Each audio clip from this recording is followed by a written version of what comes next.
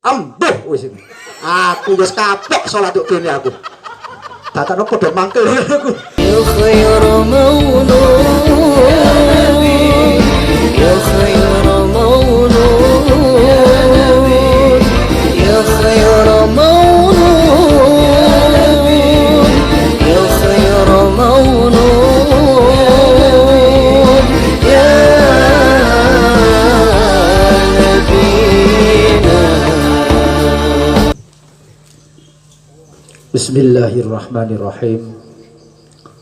Assalamualaikum warahmatullahi wabarakatuh. Waalaikumsalam warahmatullahi wabarakatuh. Alhamdulillahi rabbil alamin. Wassalatu wassalamu ala asrafil anbiya'i wal mursalin wa ala alihi wa sahbihi wa barik wa sallim ajma'in. Allahumma salli ala sayyidina Muhammad. Yang saya hormati para Ustadz, wabil khusus Ustadz Ahmad Fauzi Ghafur, dan yang saya hormati saudara-saudara semua, mulai dari senior kita Al Ustadz Nur Radhi, dan agak jauh ini ada Ustadz Hasan dari keluarga besar Iyai Ahmad, ya, putranya Mansulhan, ya, betul. Dan tentunya di sebelahnya ada adiknya Mas Amri, dan tentunya yang berbahagia sekaligus yang saya hormati seluruh keluarga besar Bani Onterejo, Mbah Kiai Haji Abdurrahman. Tentunya juga tidak lupa teman-teman semua, Warkop Rumi Lovers. Alhamdulillahirrabbilalamin, pada kesempatan malam hari ini JGHK Channel berada di Warkop Rumi. Jadi semboyannya atau slogan kita pada malam hari ini adalah ya ngopi ya ngaji, atau bisa dibalik, ya ngaji ya ngopi, tapi ya eling mati, karena di sebelah sana ada kuburan, ada makam desa. Jadi ini luar biasa Warkop Rumi ini. Rumi ini tadi sempat saya tanya Ustadz, Rumi ini apa ini? Rumi ini adalah berasal dari kepanjangan dua pengelolanya, Mas Rusdi dan Mas Ami. Tapi ditambahi ceritanya dari Mas Amri. Tapi karena keduanya juga ini suka sekali dengan apa Mas Amri? Tasawufan, luar biasa anak muda sekarang ya. Jadi anak muda itu harus kreatif. Jadi ngaji sekarang tidak harus di masjid dan musola saja Ustadz. Jadi ustadznya ini kita tarik di sini, jadi sing sarungan ya cek tahu ngopi ya ngaji ya ngopi. Tapi di sini sekali-sekali ya musik ya gak apa-apa Ustadz ya, gak apa-apa. Asalkan niatnya ditata untuk menjaga silaturahim. Untuk lebih semangatnya, yuk sama-sama bersalawat. Allahumma sholli ala sayyidina Muhammad. JGHK Lovers, langsung saja melanjutkan dari tema kita pada minggu yang lalu. Kita masih berbicara tentang sholat, ya, kekhusukan sholat, bagaimana cara kita menata hati, cara sholat kita bagaimana bisa khusyuk dan terhindar dari godaan-godaan yang kemarin juga dipaparkan oleh Ustadz Fauzi tentang godaan-godaan yang bisa merusak kekhusukan dari sholat kita. Untuk itu mari kita awali kajian kita pada malam hari ini dengan bacaan Ummul Quran. Mudah-mudahan apa yang sudah kita niatkan bersama membawa keberkahan, menambah wawasan keilmuan kita, dan tentunya semangat ngaji nyantri tetap harus menggelora di dalam hati dan pikiran kita. Liridhaillah. Al-Fatihah. A'udzubillahi minasyaitonirrajim. Bismillahirrahmanirrahim. Alhamdulillahirabbil alamin arrahmanir rahim maliki yaumiddin. Iyyaka na'budu wa iyyaka nasta'in ihdinas siratal mustaqim siratal ladzina an'amta 'alaihim ghairil maghdubi 'alaihim waladdallin. Amin. Sekedap Ustaz. Nyuwun sewu Ustaz Rodi, jenengan incipir yen. Coba, lho saestu niki coba. Niki kopi spesial nang jenengan sing senior.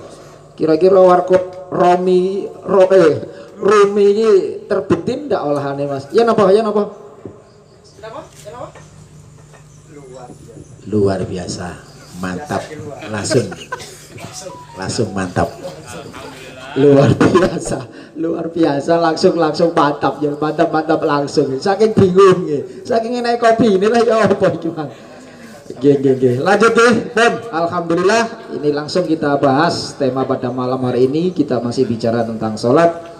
Monggo Ustadz Fauzi Ghafur dipersilahkan. Assalamualaikum warahmatullahi wabarakatuh. Waalaikumsalam warahmatullahi wabarakatuh.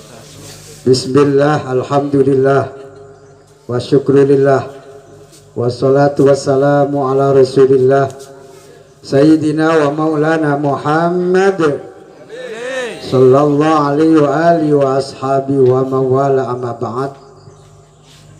Yang saya hormati saudara-saudaraku, para sedulur Jamiyatul Qurra wal Khufat wal Khutaba, kumpulan saudara-saudara kita, yakni para qori, para hufat, para ahli dai atau khotib yang kita kemas dalam JGHK, Kiai Haji Raden Ontorjo. Alhamdulillah banyak yang hadir, semuanya yang saya hormati. Secara singkat, mari kita bersama-sama mengucapkan hamdalah alhamdulillahirabbil alamin. Saudaraku semuanya yang saya hormati, berbicara masalah khusyuk sungguh merupakan masalah atau perkara yang sangat berat, karena memang tidaklah mudah untuk kita lakukan. Maka kalau kita ditanya kira-kira dalam sholat kita selama ini akan di ngelambiari ambek khusyuke, ngelambiari podo. Oleh karena itu ini masalah. Karena apa? Karena sholat itu yang dinilai oleh Allah ketika pas khusyuknya. Cara malaikat itu pas ada khusyuk dinilai seret, barang gak khusyuk kosong. Lah untungnya kalau endingnya terakhirnya khusyuk lumayan, awal khusyuk buri khusyuk enak. Oleh karena itu, karena masalah harus kita cari solusinya. Oleh karena itu pada kesempatan ini mari kita ngaji bareng, kita sharing, kita cari solusinya bersama. Maka di sini saya menyiapkan poin-poin yang bisa kita jadikan solusi untuk agar kita lebih khusyuk dalam sholat.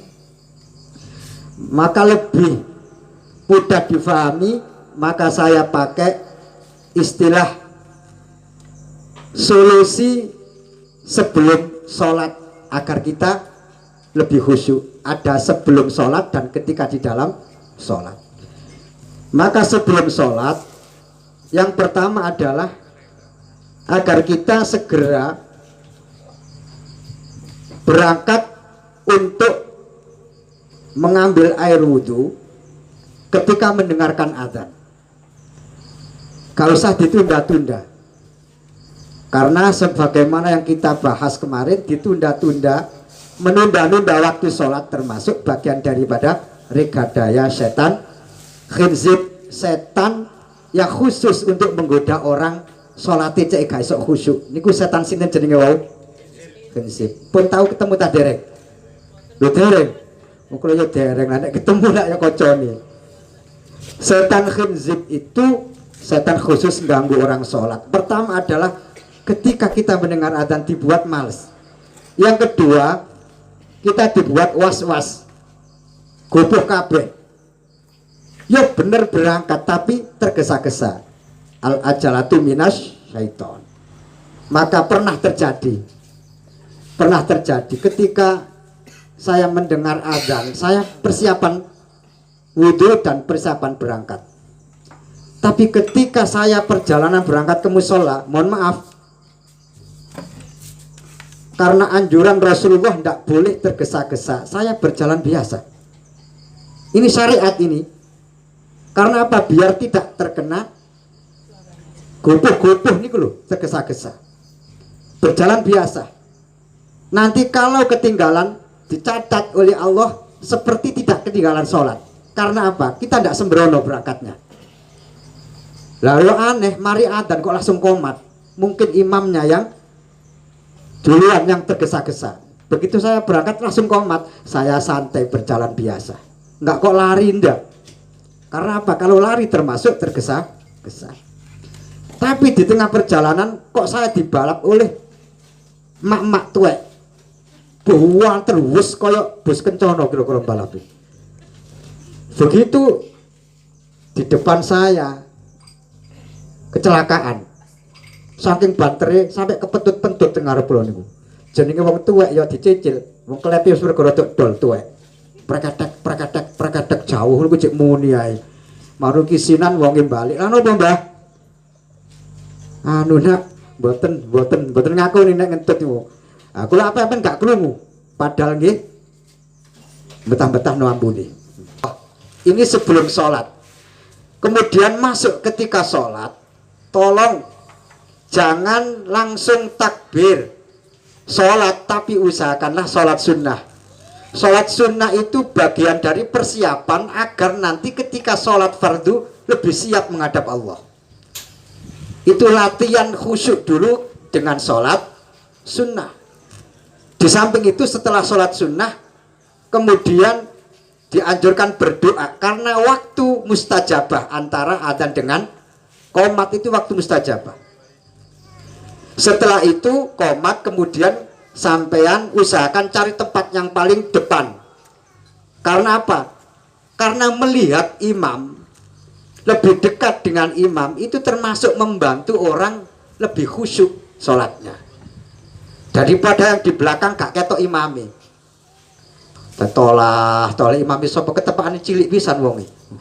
Gak ketok. Itu lebih khusyuk orang yang dekat dengan imam. Apa mana imami suaranya bagus, kemudian lebih berwibawa, jadi kita lebih khusyuk. Nah, setelah itu sampean jangan langsung takbir. Ini masuk ke dalam sholat sudah. Ketika mau sholat, mohon maaf saya praktekkan nggih. Ketika kita sudah berdiri, posisikan tubuh kita seperti orang yang mau sholat. Bagaimana? Lihat pandangan mata ini letakkan di tempat sujud kita, wilayah sajadah.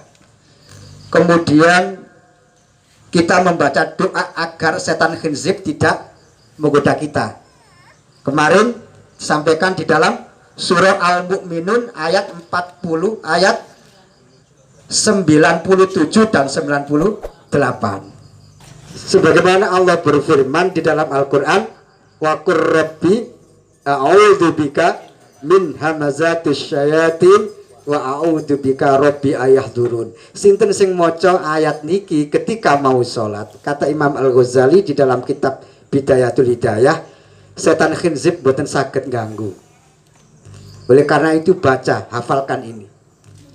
Nah, loh Ustadz ketika baca itu kok masih surat khusyuk? Kemarin gimana itu? Sebelum takbir meludahlah 3 kali ke arah kiri. Dengan sebelumnya membaca ta'awud, a'udzubillahi minasyaitonirrajim. A'udzubillahi minasyaitonirrajim. 3 kali. Niki niat ngidoni sinten wau? Setan khinzib.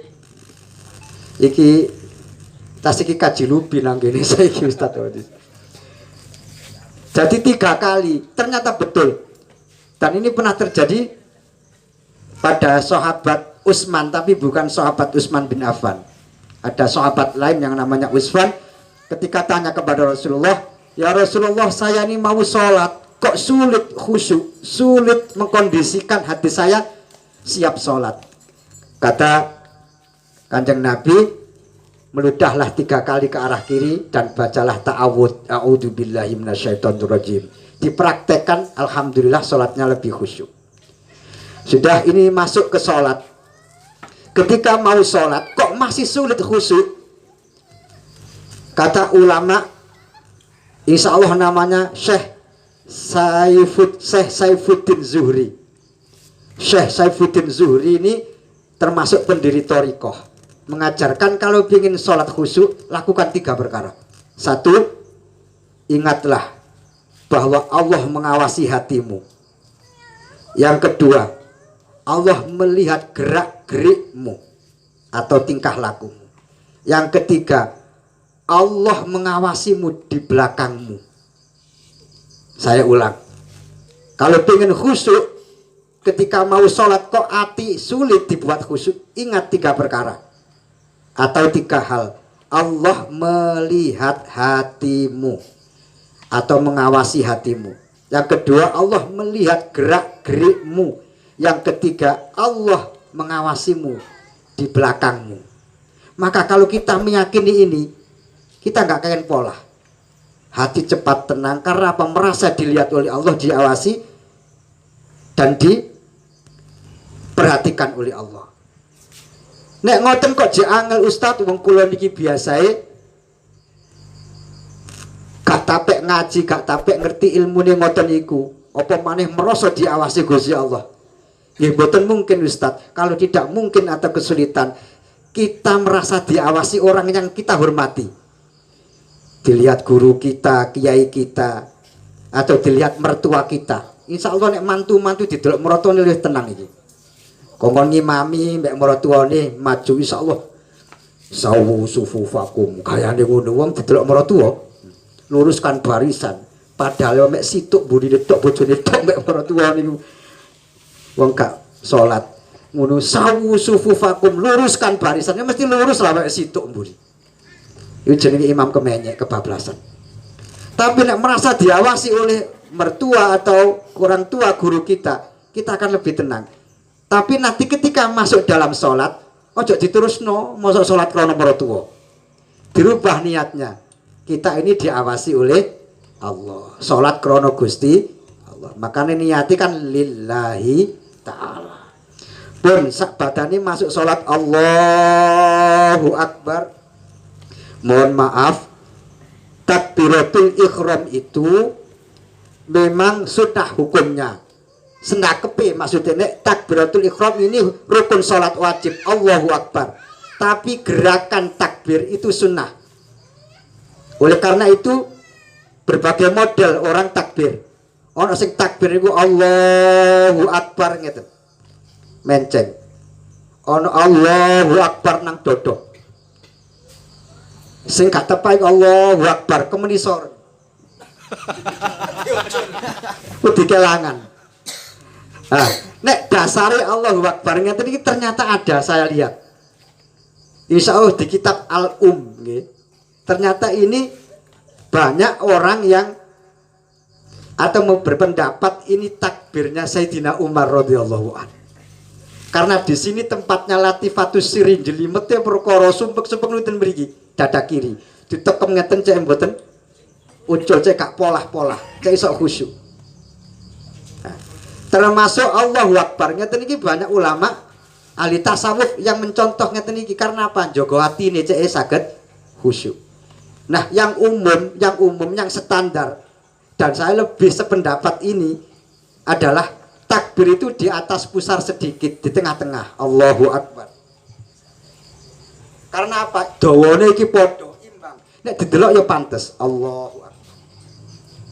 Nek ngene kaya ketemper becak ya Kak. Nek ngene kaya wong kadhuken. Maaf, ini pendapat saya pribadi. Mohon maaf. Kemudian takbir itu sebetulnya nggak perlu dipermasalahkan karena kan hanya sunnah. Sampai ndak takbir pun ndak apa-apa. Maksud saya nggak sendakep ndak apa-apa. Allahu Akbar. Koyok pramuka ngeten. Allahu Akbar di belakang tidak masalah. Yang penting tidak gerak. Yang masalah kan gerak. Ya gerak lebih atau 3 sekaligus atau lebih dari 3. Itu yang tidak boleh. Maka bahaya. Yang penting tahu ilmunya itu saja. Jadi saya ulangi, takbiratul ihram Allahu Akbar itu rukunnya sholat, tapi sendakepin itu sunnah, tidak perlu dipermasalahkan.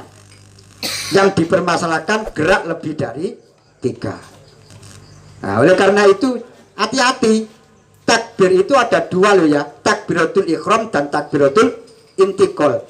Takbiratul ihram itu di awal sholat rukun, Allahu Akbar itu wajib, minimal telinga kita sendiri mendengar Allahu Akbar. Nek ana wong takbiratul ihram kok Allah tok krungu, akbare mboten krungu, mboten sah. Allah gak krungu lambene tok ngene. Ndak sah. Utawa kedawan Allahu Akbar. Karena ngetutno niate iku karepe iku gak krasa nek bare kebanteren. Utawa kefasen Allahu Akbar. Akbar tadi Akbar. Allahu Akbar. Hak tadi hak. Itu tidak sah.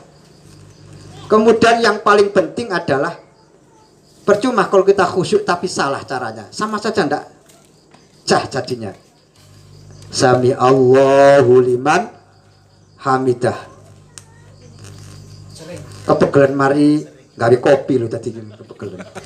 Ambek ngelemes dong. Boleh. Atau mohon maaf sering terjadi gerakan kepala melihat tempat sujud bareng dengan takbir. Ini 3 gerakan sekaligus batal sholat. Allahu Akbar. Jadi Allah 1, turun 2, kepala 3. Ini sekaligus batal sholat. Oleh karena itu melihat tempat sujud dulu atau nanti setelah takbir ada jedanya sebentar. Allahu Akbar. Nah ini namanya ilmunya, biar kita sholatnya itu di samping khusyuk juga sah. Kemudian ketika di dalam sholat, mohon maaf, sering terjadi kita itu diingatkan hal-hal yang lupa. Enak-enak Allahu Akbar, Bismillahirrahmanirrahim, khusyuk, Alhamdulillahirabbil alamin, Ar-Rahmanirrahim. Iya, kunci sepeda motorku mang nanti ya, Walek rong gak ketemu. Maliki yaumiddin. Lu ala roto nanggone lowongan lu. Jadi barang sing lupa itu ingat. Mohon maaf. Itu bagian dari godaan setan khinzib kemarin yang kita bahas belum selesai. Bahkan mohon maaf ketok ini ku api. Nek wong gak paham, dia akan mengatakan ini ilham atau hidayah. Allahu Akbar. Aku menyekutu khatam Quran. Isok nek isok dina 10 juz. 3 dina pisan khatam Ar-Rahmanir-Rahim Maliki Yaumiddin. Maru men aku tak kerja sing temenan rek nyelengi kena itu beda motor. Niku apik ta mboten ngoten niku? Apik ta mboten? Kok iso ngarani apik? Niate sing sae. Tapi karena di dalam sholat itu bagian rekadaya setan khinzib. Sampeyan cek gak eling Gusti Allah. Tapi eling napa? Eling ngaji Quran. Ketoke ngaji Quran iku apik, tapi justru melalaikan kita dari sholat. Hati-hati. Kadang kanca-kanca niku mboten paham. Alhamdulillah Ustaz, kula niku istikharah pados calon jodoh iku gak ketok-ketok. Barang mari sholat Allahu Akbar oleh ilham kula, oleh hidayah ketok niku ngegles. Oh berarti iku sing cocok lho jari ilham. Padahal niku napa? Setan khinzib cekak ketok Gusti Allah. Ngoten lho. Itu hati-hati. Pokoknya khusyuk itu adalah ingat Allah. Ingat selain Allah itu penggoda. Ingat selain Allah berarti penggoda. Ada yang tanya, Ustadz, lah kalau ingat dengan doa yang kita baca berarti kan ingat selain Allah. Beda. Ingat dengan yang kita baca itu justru jalan untuk mengingat Gusti Allah. Maka ketika kita ingat selain Allah di dalam sholat, jangan diterusno. Isok lantur ceritane, angen-angene, lalenya sampai salam isok tutup niku. Isok beberapa pat bagian nggih. Iya materi tuntas iku nek sampean turuti. Oleh karena caranya diputus dengan kalimat Allah. Misalnya ngeten Allahu Akbar. Bismillahirrahmanirrahim. Allah Maha Pengasih Maha Penyayang. Ciiling maknane barang Malik Yaumuddin kait buka kafe rumi iki payutaga iki misalnya ngoten. Ya apa iki cara ngarepe kuburan? Dalane mengko nang jero pisan. Ojo diterusno, terus sampai tutup salam eling iku diputus. Allah, wong sing maring rezeki ku ya Gusti Allah. Allah, Allah, Allah. Sebut kalimat Allah, ini namanya muraqabah. Iku carane mutus rekadayasan hizib. Lho mungkin mari waladhdallin amin. Wingi ono acara JKH kaya entek akeh. Kopi leon akeh. Kayak buka rek wah yo opo iki ngono. Ojo diterusno sampai salam iku kok terus tutup. Tapi langsung tutup Allah, Allah, Allah. Wong Gusti Allah mboten turu, pasti diganti oleh Allah dengan rezeki banyak. Allah, Allah, Allah terus ngoten. Carane ngoten. Nek sampean ingat selain Allah kembalikan ke Allah. Maka saya tutup keterangan saya ini suatu ketika sinten Imam Al-Ghazali radhiyallahu anhu niku ditamoni kali santri nih. Santri wonten napa ngapunten Kyai kula niku nek salat kok angel khusyuk nggih. Kula niku lho kok ketok sembawarang kalir. Mantun nang sawah ketok pacul. Mantun nukang ketok cetok. Nanggone kafe salat ketok gawe kopi. Yo napa ngeten iki carane? Kata Imam Al-Ghazali santri, yos gue tak ulangi cara sholat khusyuk. Ning saiki ono syaratin, no Bapak Kiai. Tolong sampeyan mantuk mundut air putih wadai gelas gawon mrene. Nanti kalau sampeyan bisa, berarti lulus. Nanti tak terangno carane sholat khusyuk. Santri mau tanya tapi nggak berani. Mau santri biyen taat. Apa hubungannya sholat khusyuk kali?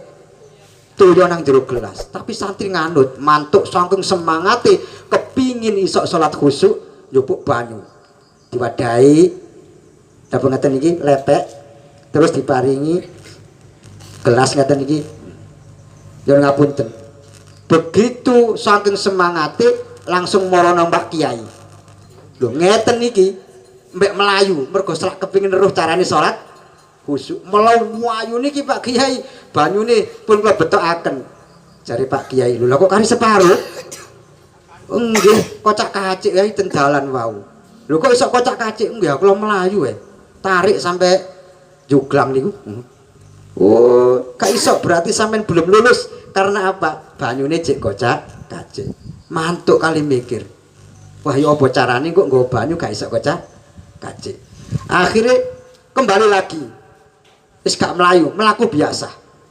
Hati-hati. Begitu sampai Pak Kiai Imam Ghazali niki Pak Kiai tuya ingkang panjenengan kersakaken. Lho lah kok kocak-kacik titik nggih Pak Kiai. Titik mawon Pak Kiai mboten napa-napa. Oh gak. Wis pokoke syaraté kudu gak kocak-kacik ya apa. Mantuk santri bingung, bengi ketap, kedip mikir. Wis tek ngono tak tutup ae wis. Iki gak tutup iki yo. Tak me tutup menawi wis. Akhirnya mriki ditutup. Mlakune gawenah genah. Dadi umpama cara melayu ngono 5 menit, mlaku 10 menit, mlakune genah-genah iso 20 menit. Ngeten. Mlaku genah-genah. Kali diwasno niki Pak Kiai tuyone sing panjenengan kesakaken. Syekh Imam Al-Ghazali niki senyum. Alhamdulillah le sampeyan wis iso khusyuk. Ngapunten Pak Kiai napa hubungane? Banyu ten gelas terus kali khusyuk ngerti ya le ibarate wong khusyuk ya kaya gawa banyu nang gelas lepek iki le awakmu gelas iki atimu banyu jero gelas khusyukmu lah nek kowe nutupi ambek tutup sehingga senajan kocak kacik tapi gak sok metu iku wis bener tutup iku ibarat kalimat Allah. Gak ono lim menungso sing salat iso khusyuk gak ono. Tapi ojo nemen-nemen.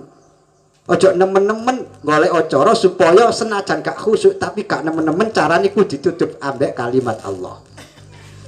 Jadi kula kali panjenengan pertama nek salat sok khusyuk ya ojo banter-banter.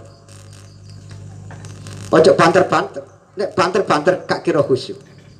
Makane kula niku nate semerap tiyang salat iku ya Allah cepet niku luar biasa.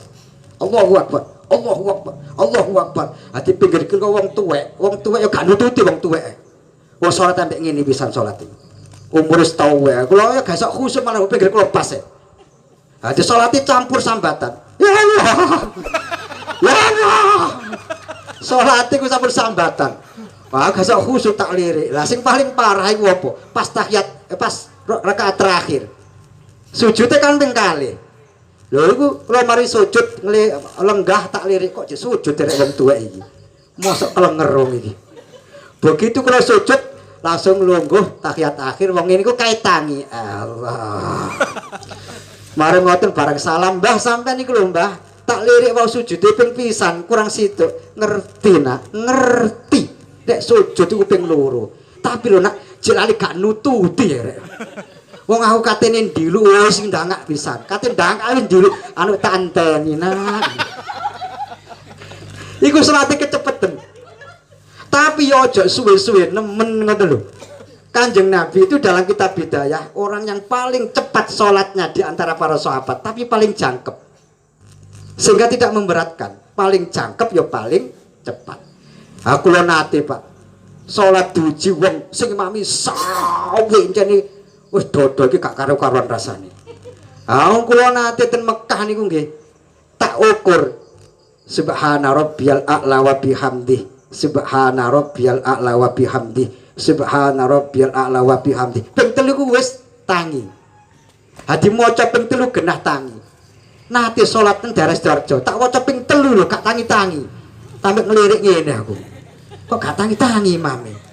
Allahu Akbar. Rukuk Rabbi firli warhamni. Kok rukuk napa?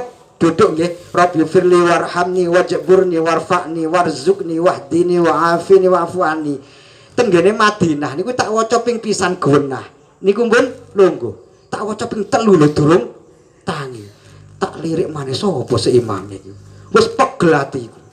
Dadi ping 7 setiap gerakan niku. Ya Allah, barang mari salam kepingin roh sapa jenenge Kiai tuwek ngimami dawa wae.